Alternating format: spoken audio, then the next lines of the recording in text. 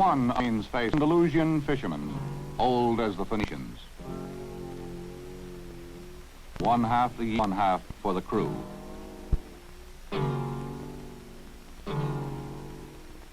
And days when there is no fishing at all. To the north, in the Basque Country, a new face of Spain, mirrored in chrome steel, with a new automated look.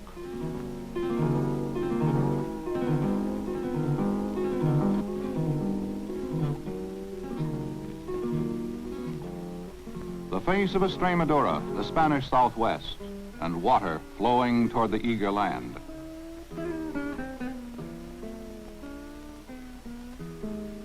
Endless and ageless olive groves, marching off in a million columns to wage the struggle for food, fuel, and fertilizer.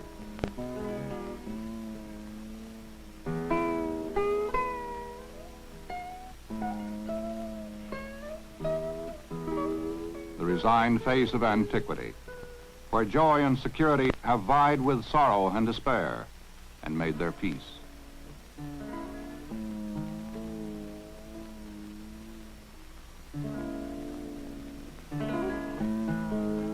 And the varied aspects of the church.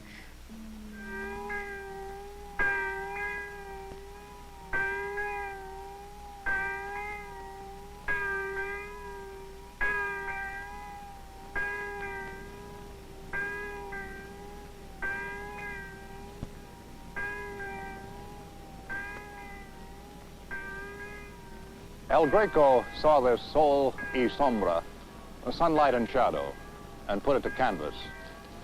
Toledo's silhouette, climbing on blocks of black and white up to the Alcázar.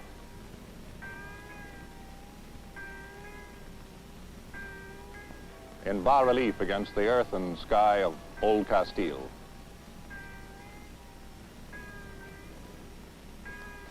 This is one of the 10 principal parts of modern Spain. 10 old kingdoms and principalities, steeped in ancient jealousies, suspicions, and hostilities, separated by mountain barriers, languages, customs, and derivation, held uneasily together by force, by grudging convenience, and the sobering fact that there's nowhere else to go. The Romans, proprietors and city builders of this peninsula, observed that it lay in the shape and texture and color of an ox hide, drying and bleaching in the Iberian sun. And so it hangs, rigidly impaled from southern Europe, neither of nor in Europe, but in proximity, just Spain. In 1588, staking all on a single throw, Spaniards sailed with 3,165 guns on 132 ships to chastise the English upstart. The Armada's wreckage littered the seafloor and channel beaches, washed up as prize of war the mastery of 3 continents, Europe and 2 Americas. Then, north of the Pyrenees, Europe engaged in revolutions, fought, conquered, lost, beheaded kings, founded new empires, and exploded with new ideas and heresies. Wars, some European and some worldwide, thundered and blazed beyond Spain's frontiers. The Spaniard watched the dissolution of his empire, dreamt of gold and the good life. He borrowed ideas, contemplated new dogmas, joined imported groups and movements, invented some of his own, but played a passive role in Europe. Then, in 1936, 300 years of collected rivalries and old stirrings exploded all at once, and Spain bled. Down the road from Madrid came the Loyalist army, peasants, laborers, intellectuals, and soldiers, to seize Toledo from Colonel Moscardo and his rebel garrison. They paused above the deep-gorged river, looping like a moat around the mountain citadel. Then they went into the river and into the barrage. They died in the cool water. More died on the opposite bank, and still more on the walls, the roofs, and in the narrow streets. Door by door, roof by roof, wall by wall, the rebel defenders fell back and upward to the Alcázar. Both sides executed their prisoners and political opponents. For 80 days, the Alcázar withstood bombardment, siege, and dynamiting from tunnels dug beneath it. Then up from Andalusia came the rebel army to rescue the Alcázar garrison. In the river, in doorways, on rooftops and ledges of wall, the dying was repeated. The siege was broken, and it's said that Loyalist blood ran out of the little plazas of execution, down the gutters, and into the river. The scars have not gone away. The Alcázar is being rebuilt over the years into a Civil War memorial, lest future generations forget. This generation will never forget. When the siege was at its height, the son of Colonel Moscardo was captured and brought to a telephone in the city. The Loyalist commander ordered Moscardo to surrender the Alcázar, else his son would die. The father's pleas were in vain, and from this room and over this instrument, the farewells were spoken, and the boy was told to commend his soul to God and die for Spain. He did. The shots heard through the receiver announced execution of the threat. Much of Spain says this was the cost of rescuing the country from communism. Proof is wanting, but so is disproof. It was also the cost of saving Spaniards from themselves, and prompted the sternest edict of the Franco regime: no Spaniard shall lay hand upon another. That civil war, resolving such uncertain issues at such frightful cost, has seared the national conscience, left homes and hearts with dark memories and darker vows.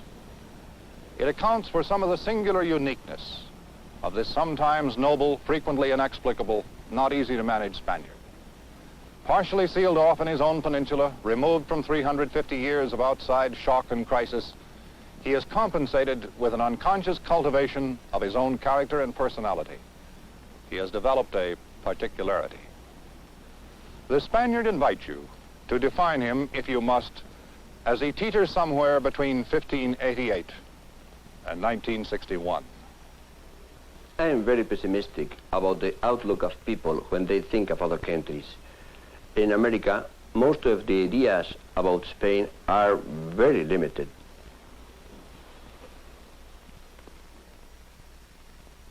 In Madrid lives Dr. Julian Marius, writer, teacher, philosopher, with sufficient intellectual power and prestige that he can sometimes exercise a prerogative limited only to the few like him: criticize the regime. But we sought him because he knows his fellow Spaniard, and this is one of the things he told us.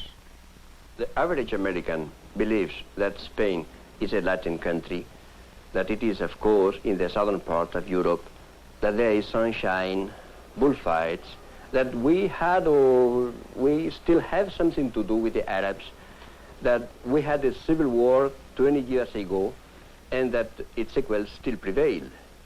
Many Europeans think of the United States as if prohibition was still present. Americans think of Spain in terms of 1939. I would say in terms of Marxism versus fascism. But you know, it is hard after all to freeze a country. There have been quite a few changes. Barcelona, the nation's best seaport. A gay blade, contemptuous of Spain's old world shyness, pushing her toward intimacy with such rakish newcomers as foreign investments, industry, mass production, and technology, trying to turn her head and cause her to forsake her old agrarian, hand-hewn economy. The Spanish worker is quick and eager. Last year, some 35,000 were recruited for short-term contracts in West European factories and mines. The government has made a modest beginning in technological education and training. Some economists say Spain would have been better advised to put this investment into basic industries instead of consumer goods. Spain makes about 40,000 cars a year, but only about 2,000 tractors.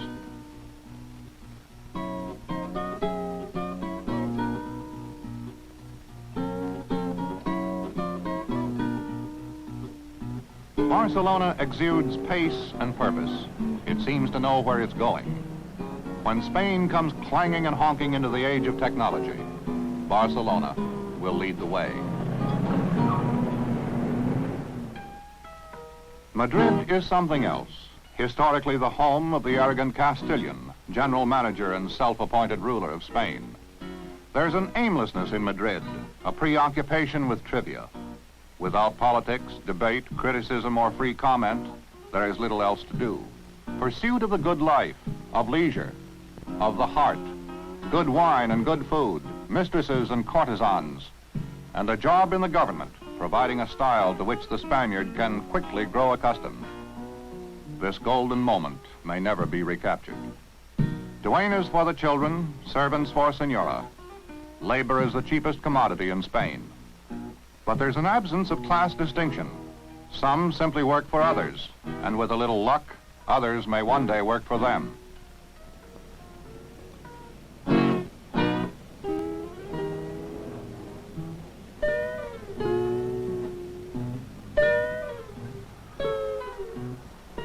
When a Spaniard has made his economic mark, he's not inclined to reinvest or expand. He leaves his farm or factory in the care of someone else and moves into a new Madrid apartment. He invests in pleasure.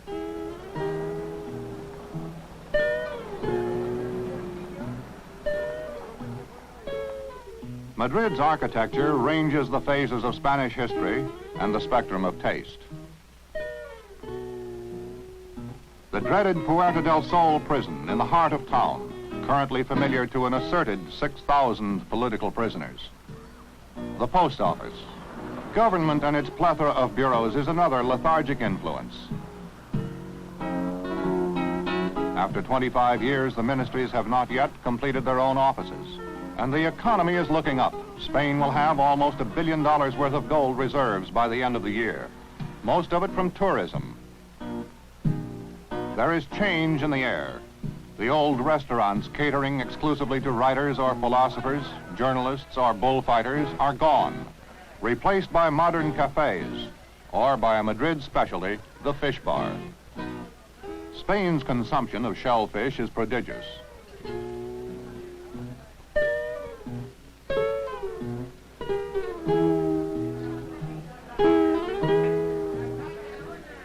If you're squeamish about throwing the shells on the floor, the waiter does it for you with a flourish and characteristic lack of discipline and contempt for rules.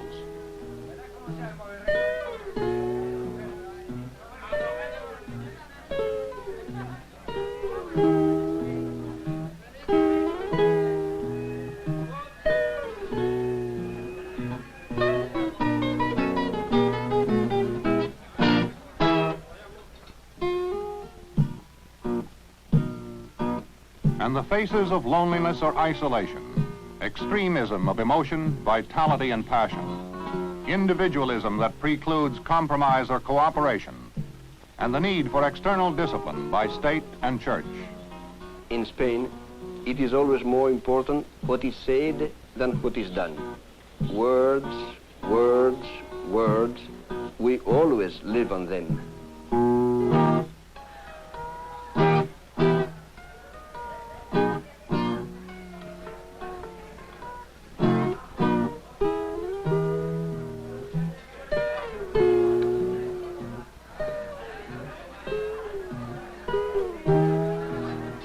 Faces of Carthage, Greece, Rome, of the Goths, Moors, and Iberians. Faces with fleeting admission of austerity and sensuality, explosive enthusiasm and racking discouragement, cruelty and courtesy.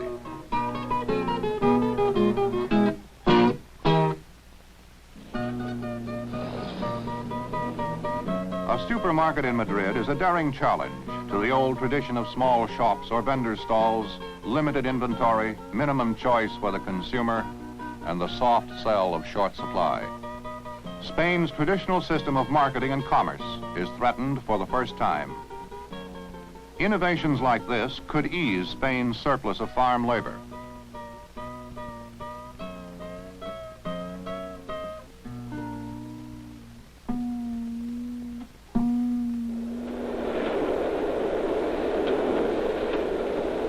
Another new phase of Spain is mobility. Over the worn and rickety rail system and the rudimentary roads, Spaniards are coming to the city. They are less inclined to endure stoically the poverty of farm labor. For the quick and the fortunate, there are opportunities in the city. Movement may ultimately end the regionalism, separatism, and old provincial loyalties. Spain, to be sure, has slums, and many of the adventurers from the country will populate them. As slums go, they're no worse than those of an American city, not as bad as the ones in Latin America.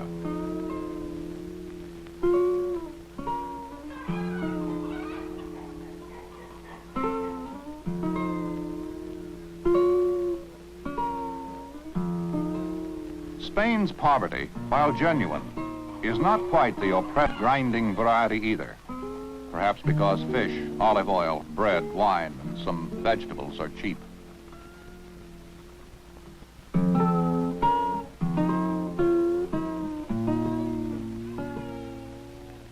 The fortunate and the resourceful will one day move out of the slums and into new housing developments. Economists frequently deplore Franco's investment of American aid in housing instead of basic productive machinery and equipment.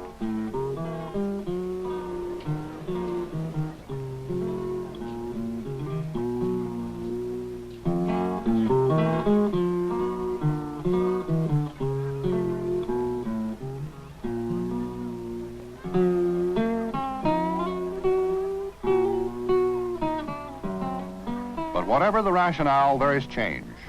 Television antennas, 100% increase in telephones in 7 years. Car ownership tripled in 10. And mile after mile of new housing developments in the principal cities.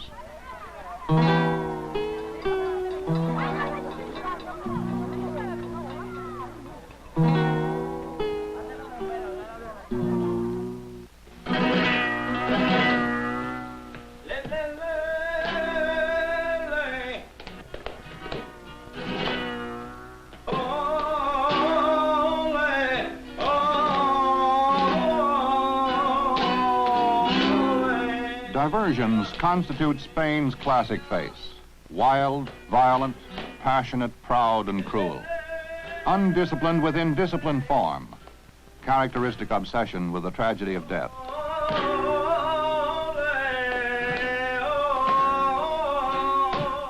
The bull ring attracts fewer Spaniards than soccer, but they see some of themselves at the corrida.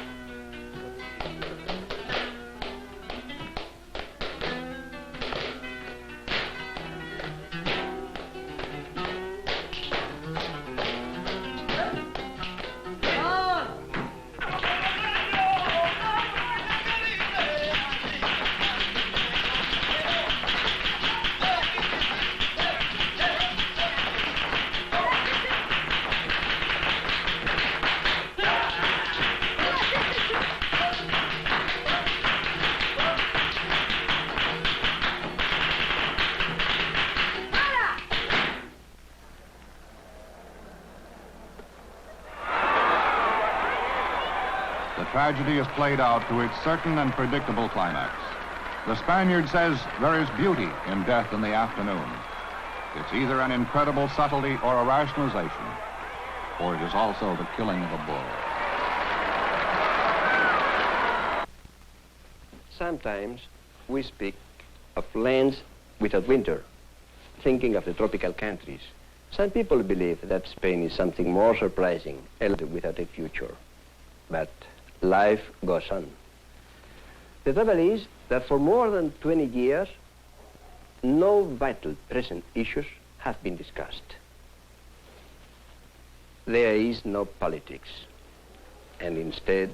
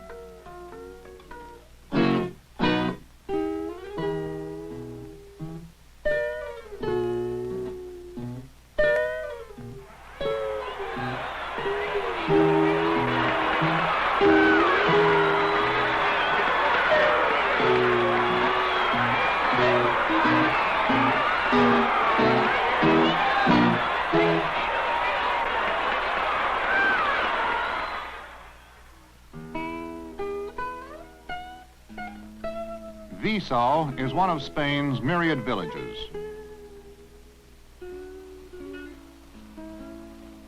Two peasant brothers live with a widowed mother. In addition to a state social security program, Spaniards stoutly maintain their traditional system, in which each individual will probably provide a home at some time or another for a relative.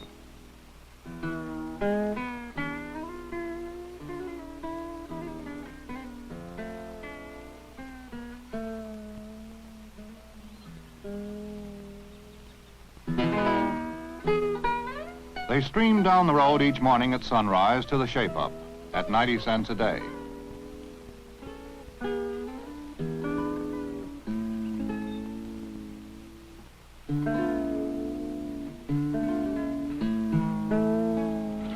Most of them will find work, for labor is sufficiently cheap that the point of diminishing return is uncertain.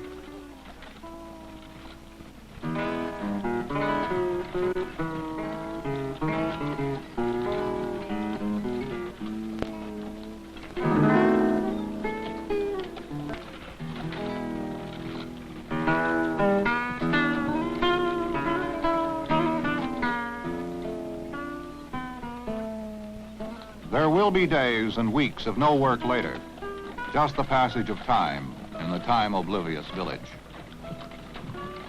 These are part of the landless labor force. 1/2 of Spain's manpower works at the land, but it produces only 1/4 of the country's income. With water, technology, and land redistribution, 40% of the labor force could be surplus, available for other work. Spain lags behind even Greece, Egypt, and southern Rhodesia in per capita consumption of food energy. One reason is the latifundia, the big estates, cultivated whimsically. There are 17 million acres of these, divided among 10,000 owners, 1/3 the irrigable land. The owners live in the cities, pursuing each golden moment. Their land is reserved for the breeding of bulls, devoted to pasture and hunting, or cultivated as infrequently as 1 year out of 5, when the owner can be persuaded to put aside for a few weeks the pleasure of the city. Sometimes the land is leased to sharecropper peasants for usurious shares of a crop.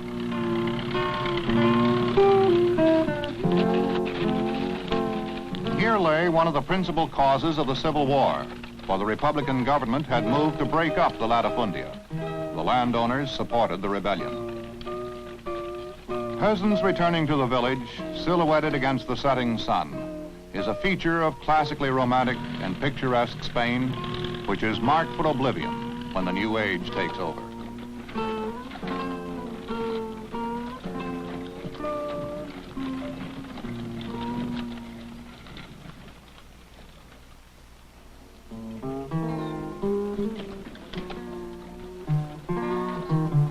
It was 1951 before Spain's economy began to recover from the Civil War, in which, incidentally, her entire treasury of gold had been shipped off to Moscow and where it has disappeared.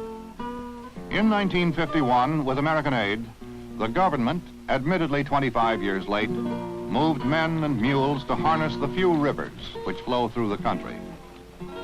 Only about 40% of Spain's land can be cultivated as under irrigation. If every river is completely harnessed, a project scheduled for 1972, the irrigated land will total about 15%.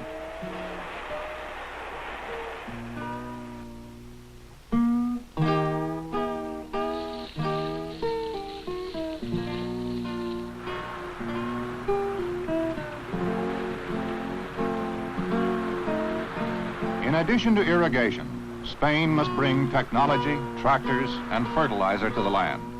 It cannot delay much longer a land redistribution to utilize the latifundia. It should give up entirely the growing of wheat, which yields less in Spain than anywhere else in Europe.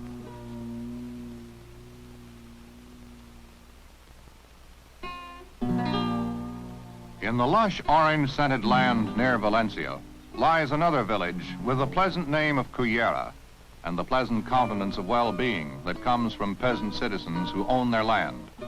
The latifundias in this region were broken up.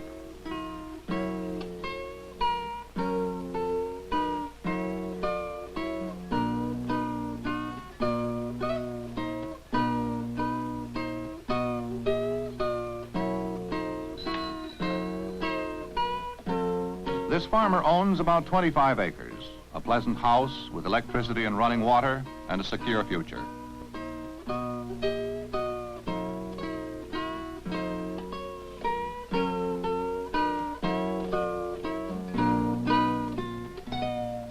His daughter will not go to the fields at sunrise. She will go to school, to church, to the village festivals. When she marries, her father will spend a small fortune for her gown and the wedding party. But unlike other peasants, he won't go in debt for it. A farm worker here makes 3 times the wage of other areas. And in the evening, the villagers will stroll out to their pleasant countryside or admire the prospect of their homes from the hilltop where the church boasts a lighted cross.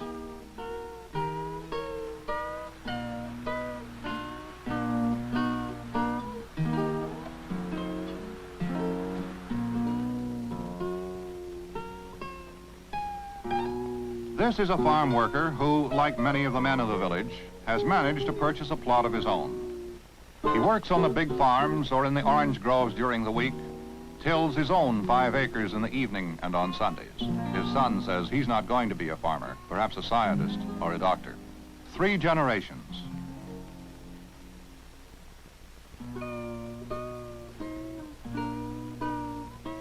The Spaniard's house, like the Spaniard, turns away from the outside and faces inwardly upon itself. Each Spaniard has his heart and his conscience. Each house has its courtyard.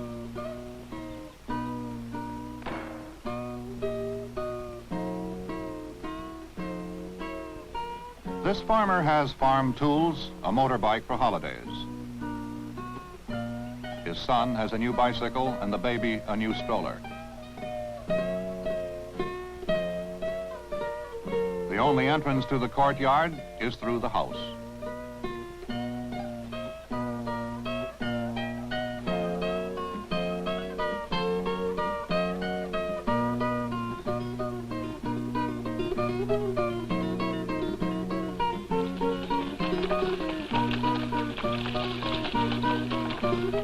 He'll spend a portion of this Sunday cultivating his own tomato crop while the family goes to Mass. In the afternoon, he may take the family on the motorbike to the countryside, stopping at a cafe for beer, a sandwich, and talk.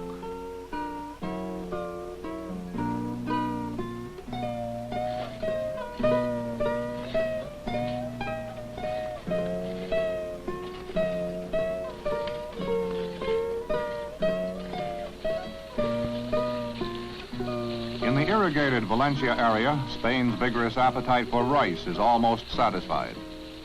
This is a healthy agricultural area where farm labor is comparatively well paid, where the big estates have been redistributed, where a peasant has a chance to own some land, where water and technology have been applied to the soil.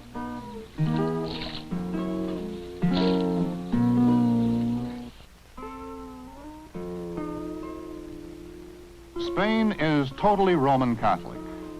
A couple synagogues are tolerated, but otherwise no non-Catholic faith is permitted any sort of public display or ceremony. In the small towns and villages, in the parishes of the poor or the plain, the church is at its best. It is enduring and omnipresent, in sickness and in health, in life's small matters. It is present at birth, and it may have encouraged in some way the Spaniard's insistence that he must die gloriously or with significance. The church is part of life and part of the nation, the streets, the land, the government.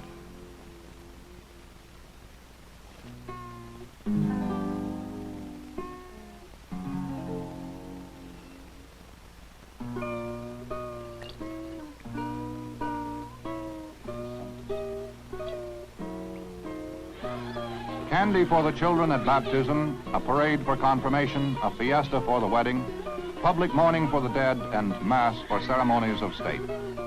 The church ranges from powerful political partner of the government, owner of land and shaper of national policy, to dispenser of solace and humble comforter of the Spanish spirit.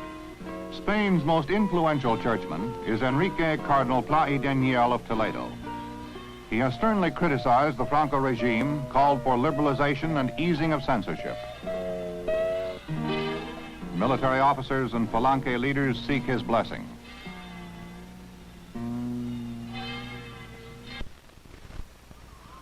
Today, the reluctant Spaniard ventures, hesitant and unsure, toward the space and nuclear age of the outside world. But what of his government, of which there is considerable? It fails to explain the Spaniard. Perhaps he explains it. The rule is authoritarian, out of and beyond our comprehension. Paternal, omnipresent, harsh, but only when you cross it. The Spaniard admits to little talent for governing himself. But the sharpest critic of the stultification, the endless bureaus, the permits, the functionaries, the questions and delay, is quick to challenge the visitor's complaint. For criticism is exclusive privilege of his own, not for the stranger. He mistrusts American penchant for idealization, and he guesses that Franco is what Spain has needed. That, pointing to his quarter century of peace, he could win any election in any given week. At least the Spaniard says it, over and over, hoping perhaps to convince himself while convincing others. Speaking of Primo de Rivera, an earlier Spanish dictator, Julian Marius again. Primo de Rivera was a liberal at heart. Many middle-aged liberals miss him a lot now. He did quite a few things, quite a few good things, I mean. But instead of leading in time, he made the usual mistake of dictators. He stayed and stayed and stayed.